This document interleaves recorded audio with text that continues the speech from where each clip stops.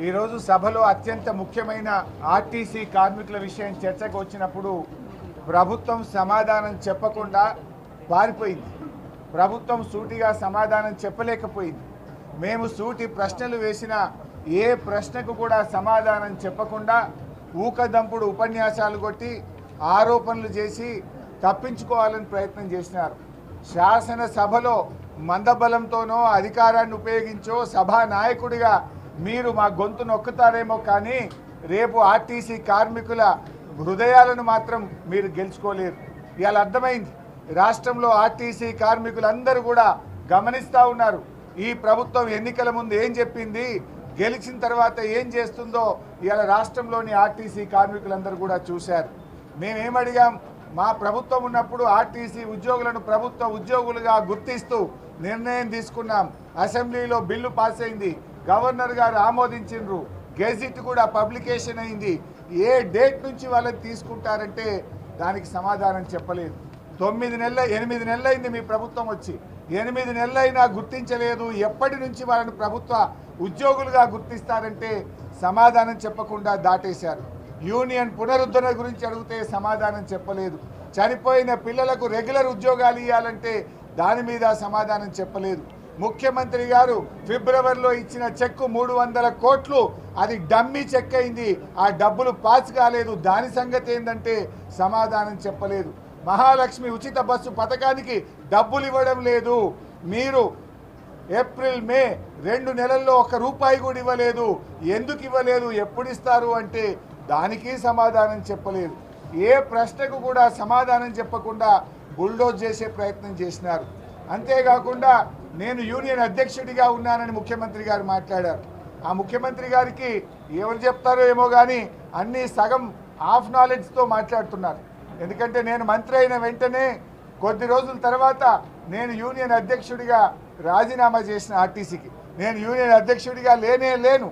కానీ ఆయన ఏదో ఒకటి చేసి సభను తప్పుదో పట్టించాలని, సభలో చర్చ జరగకుండా చేసి మాకు ప్రొటెస్ట్కు కూడా అవకాశం ఇవ్వకుండా ఇలా సభ వాయిదా వేసుకొని పోయింది.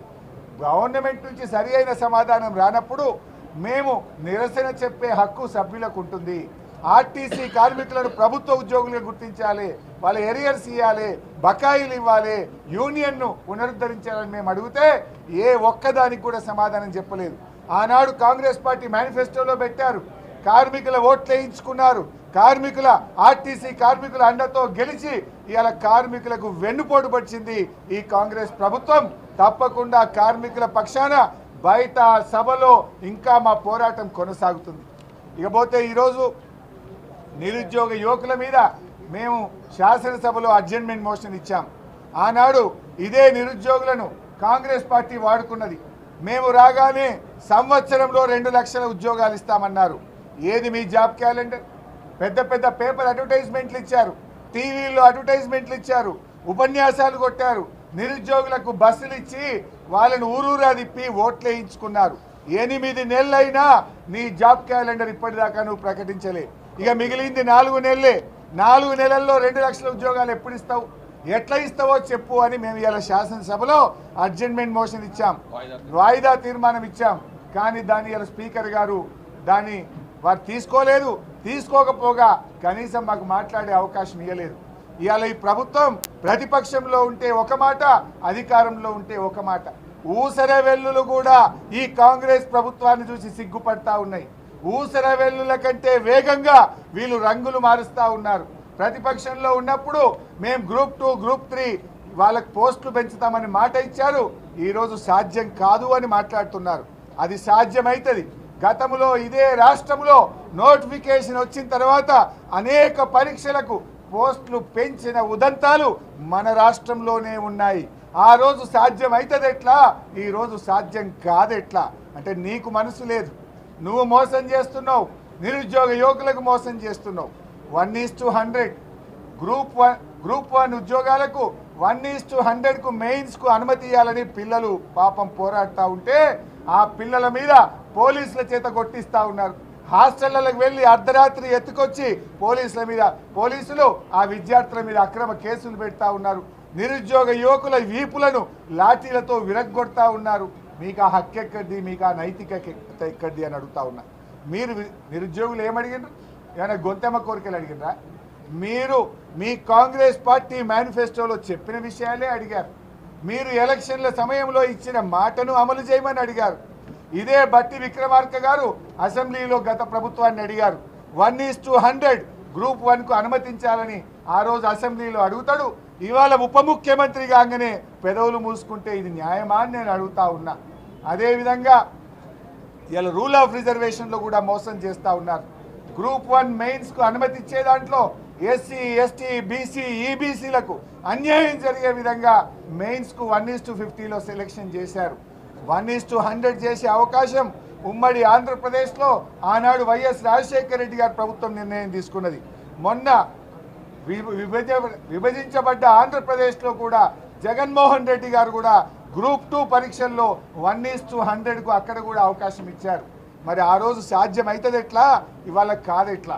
ముఖ్యమంత్రి గారు లీగల్ సమస్యలు వస్తాయి అంటున్నాడు. మరి ఆంధ్రప్రదేశ్లో ఎందుకో రాలేదు, మన రాష్ట్రంలో ఎందుకో రాలేదు అంటే నువ్వు మనసు లేక, నీకు చేయడం ఇష్టం లేక నెపాలు పెట్టి ఆ నిరుద్యోగ పిల్లల గొంతు నొక్కుతా ఉన్నావు. రాష్ట్రంలో లక్షలాది మంది నిరుద్యోగులకు నీ ప్రభుత్వం అన్యాయం చేస్తూ ఉంది. ఇంత ప్రధానమైన సమస్య మీద మేము శాసనసభలో ఈరోజు వాయిదా తీర్మానం ఇస్తే దానికి అవకాశం ఇవ్వకపోవడం చాలా దురదృష్టకరం. ఆ నిరుద్యోగ యువకుల పక్షాన తప్పకుండా బీఆర్ఎస్ పార్టీ పోరాటం చేస్తూనే ఉంటుంది. రేపు సభలో కూడా ప్రయత్నం చేస్తాం. బయట కూడా ఈ న్యాయమైన సమస్యలు పరిష్కారం అయ్యేదాకా ఈ రాష్ట్రంలోని నిరుద్యోగుల పక్షాన పోరాడతాం. మెగా డిఎస్సి ఆ రోజు ఇదే రేవంత్ రెడ్డి గారు ట్విట్టర్లో పెట్టిండు. రాష్ట్రంలో 21,000 ఉద్యోగాలు ఖాళీగా ఉన్నాయి, ఉపాధ్యాయ ఉద్యోగాలు ఖాళీగా ఉన్నాయి. మీరు 5,000 ఎట్లు ఇస్తారు? మేము రాగానే 25,000తో ఇస్తామన్నాడు. మరి ఏమైంది? 25,000 మెగా డిఎస్సి మాట ఉత్తమాట అయిందా రేవంత్ రెడ్డి? ఆనాడు గంభీరమైన ఉపన్యాసాలు కొట్టినావు, ఊకదంపుడు ఉపన్యాసాలు కొట్టినావు, ట్విట్టర్లలో పోస్టింగులు పెట్టినావు. ఇలా గద్దెనెక్కగానే మర్చిపోయినావు. మరి ఆ రోజు పెట్టింది తప్పైతే క్షమాపణ చెప్పు. నిరుద్యోగ డిఎస్సి యువకులకు క్షమాపణ చెప్పు. లేదా మెగా డిఎస్సి 25,000కు వెంటనే పోస్టులు పెంచాలని బీఆర్ఎస్ పార్టీ ఈరోజు డిఎస్సి అభ్యర్థుల పక్షాన డిమాండ్ చేస్తుంది.